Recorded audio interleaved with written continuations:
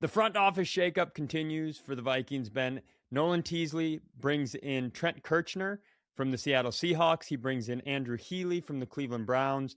These are his new two assistant GMs. Kirchner is going to run the scouting, player personnel. Healey is going to be the data analytics guy. And then right before we started recording, we got a tweet from Kevin Seifert that said they are also adding former Bears general manager Ryan Pace and another former Seahawk, Azzaam Kapadia. And my this is giving my dumb fan brain dopamine hits because I don't know enough about front office Yeah. or coaching staff stuff, but I do know that I want my head coach and my GM. I measure them by who they hire and how they empower them. I think of it like a CEO or a president. Like the measure of that is, are you good at bringing good people in and letting them do their job? Kirchner and Healey specifically are immensely respected in their peer groups. Like at the top of data and at the top, like if you would have told me who Kirchner was, given me his background 6 weeks ago, and then told me he was our new GM, I think I would have been optimistic about that. See, So okay, let me stop you there. When we were talking about potential GMs that they could look for outside of Brzezinski, and this was before any names came out. This was like early in the offseason. To me, I thought Kirchner would be one of the guys from the Seahawks, not necessarily Teasley. I didn't know much about him. But anyway, I thought so highly of him, and I know the league respects him so much that I thought that Kirchner would be the front runner out of Seattle and not Teasley. But anyway, go ahead. well, no, I mean that's it for me. I mean, Healey is so respected in data. The fact that they come in, they're both going in to Teasley, who we're all excited about. It feels like a really healthy structure. My fan brain goes, man, they're putting something smart and good together with smart, talented people in the positions they should be in, and I'm really excited about it. Who knows how it pans out, but right now it feels really good. Yeah, when we were introduced to Nolan Teasley, he talked about the one of the biggest things that he learned from Seattle and John Schneider is just to not have an ego. Now, it's kind of like, okay, well, what does that mean in practice and all that? I understand. I mean, words can be words, but Yeah, it's we're like kind you of, might as well have talked about synergy. It feels real. I know it Feels seems a real little corporate speak. yeah, corporate lingo, corporate speak. But I think that we're starting to understand what that looks like as far as him building the team around him. Let's start with Ryan Grigson. Ryan Grigson is a former GM. He's on the former staff under Quasey.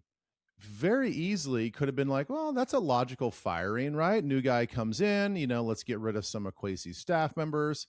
No, he keeps Grigson. Now, he might have a different role, but that's a former GM and he doesn't feel threatened. I think that is the biggest thing that we're seeing right now from Teasley is like, he's getting his first crack to be the head guy in the front office. And right now, he's not threatened by anybody.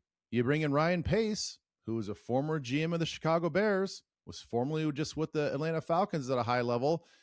He brings him in as a confidant and somebody that he can rely on as well.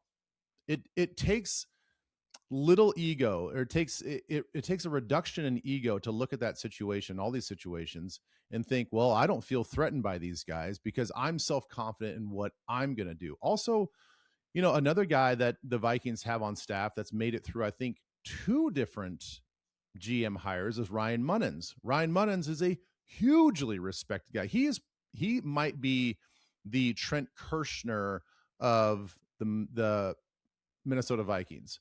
So he keeps him around. He keeps Grigson around. He brings in Kapadia, who's now going to be the assistant director of pro scouting. You've got Pace in there, and then you've got Healey, who's going to come in and sort of run the analytics department, because what we're seeing now is, yes, Teasley's got a football background in scouting and evaluation, but also he was in charge of all the analytics and building analytics for the Seahawks. So then he brings in Healey from the Cleveland Browns, who are widely respected as the best analytics team in the league. And they actually built all of these processes and all of these things behind the scenes for for analytics. And so he brings him in. So I think what you're seeing is a balanced approach. It's not heavily favored on one direction or the other. They're just going to take all the information from all of these guys that have so much experience and hopefully make the best decision. You know, I saw this thing on Twitter.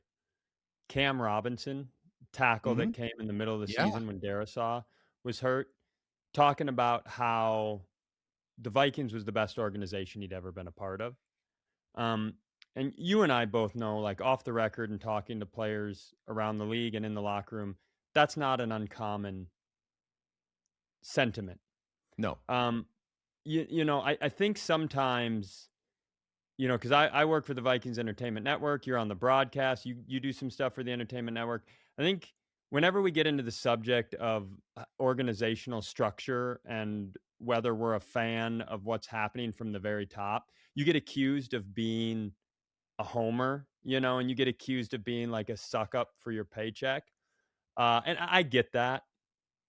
But here's what I'll say. I've since my days at ESPN, I've contracted or been around 12 professional sports organizations. They are not all built equally from the ownership standpoint. And I'm not saying the ownership is without criticism. Like your fans, it's a part. You buy your tickets, you buy your jerseys, you get to have the opinions and the feelings you want. But this is a really healthy organization. And from the player grades in the field to like from people working in accounting all the way through the starting safety, it is a really, really healthy place to work. And I think if you don't have that, you don't have anything because you can't build the things you need underneath it. So that's always my whenever I'm trying to decide where an organization is going, that's what I want to know first. And they do have that. The Wilfs have shown a willingness to spend. They have shown a willingness to care. It is there in spades. And you can see it when you walk into TCO Performance Center or any meeting or any situation. Now, the next question is, do you have the leadership structure in place, right? And I think a lot of people, you and I included, feel like we have the coach. We feel like, and a lot of people outside the fan base, a lot of national people feel like we have the coach, And so this was kind of the missing piece. If this works, if the structure that I am as high on ends up to be correct and ends up to be successful and they empower the right people and they can start hitting on drafts, that's how you eventually get there. The point is, those examples are everywhere. I'm spiraling out now, but good owner, good GM, good coach, and everything grows from that. So I am optimistic that this might be the first time in a long time that we are at a ground zero start that is heading fully the right direction. We've been there at other points in this organization, but I just feel like there is a chance that we are walking a really, really good direction, and this is the first step. So I'm more excited about it than I probably should be in June. Because I think what I'm picking up on is you're excited about I'm the a suck up. Is that longevity. what you're picking up on? That's You're a what the little bit of a comments will suck up. pick up on. Well, I don't. You're not just. You're a giant suck up. I mean, I'm Giant right. suck up. Yeah, giant suck up, and I'm not close behind you. Or I'm pretty close behind you. Just a couple of huge kiss asses who couldn't do anything else if we didn't suck up for our paychecks.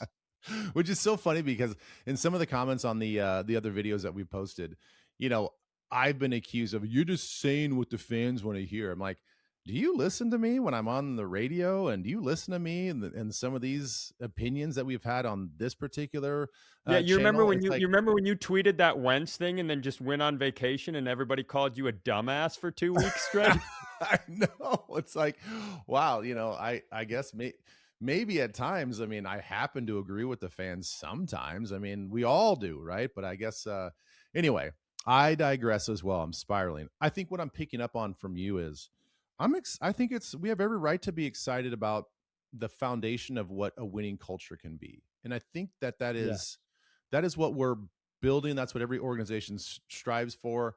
You want to check the boxes and make sure that there's no stone left unturned for these players. You want to give them the best chance to succeed as possible. So from the top down, the ownership's been great. The player evaluation grades by the NFLPA were at the top of the list the last couple of years in literally every category. I mean, we Every aced category. this whole evaluation. So you take care of that. We feel like now we have, the right coaches. We're going to tweak the scheme a little bit, especially in the run game. We got a new front office. Let's see what that looks like. Because what I don't want us to be the Kansas City Royals that every once in a while you just kind of happen to have a good farm system and you just happen to have a good team and you get a whole lot of luck and you get a whole lot of momentum in the playoffs and you go ahead and win a World Series. Like, that's great. No, freeze. In theory, I agree with you. But I will say, I don't care. You're right. But once you start throwing titles into it, you could tell me tomorrow that we would only kick field goals all season long and we wouldn't even have a starting quarterback, but we're going to win a title somehow. I'd be like, whatever. You'd be like, we're going to burn TCO to the ground and we're going to play beanbag toss and hopscotch in practice all year. And we're not even going to have a GM. But once every 26 years, you'll win a title. With the history of the Vikings and I'd be like, well, do you want me to bring gas or how should we do it? Well, I know. I mean, listen, we're all searching for that one. We like at this point, like we don't really care how we get it. We don't care if we just what you're saying. Stumble right. across the world championship. I know what you're saying. I guess my point is take as much luck out of it as possible.